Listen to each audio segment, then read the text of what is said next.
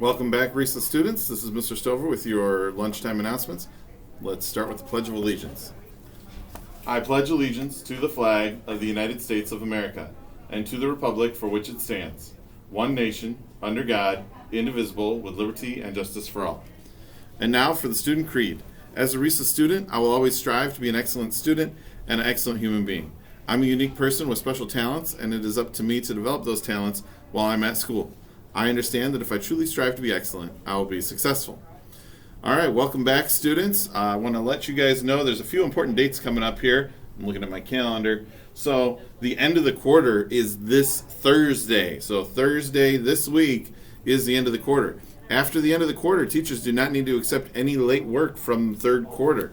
So it is important that you make sure you've got everything turned in. Now, if you've got a lot of stuff missing, getting everything turned in over the course of 1 week might seem impossible. So I'm going to tell you some tips to make sure that you're focusing your efforts in the right place, okay?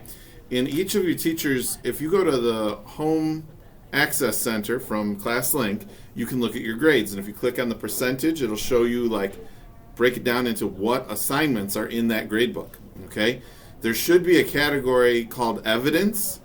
It might be called something else, like tests or something like that, but generally there's a category that's going to have your tests and projects in it.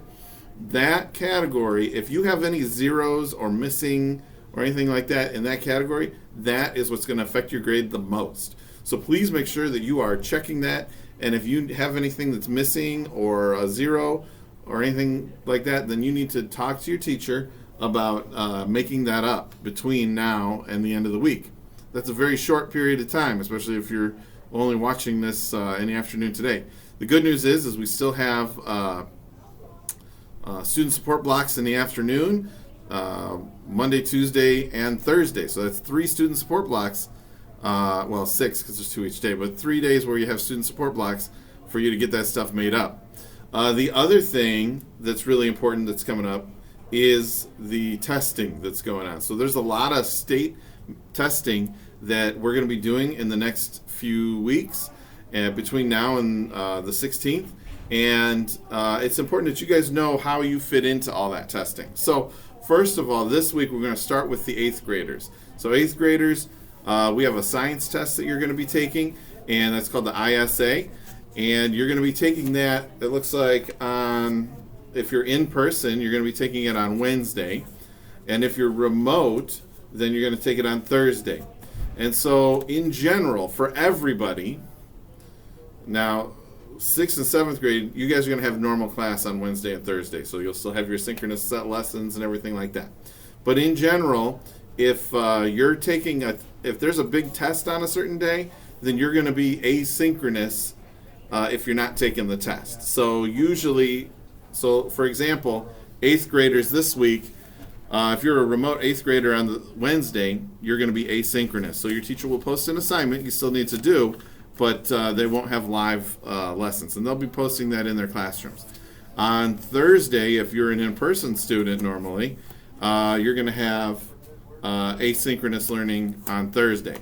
Okay, it's normally a remote day that you would have to log in, but because of the state testing, we're going to have you guys asynchronous so that we can practice the test for the remote students who are going to have to come in person. All the state testing has to be done in person. So we've already sent out surveys and made calls home and things to try and arrange for busing. If you don't have busing, then your parents will need to drop you off at school.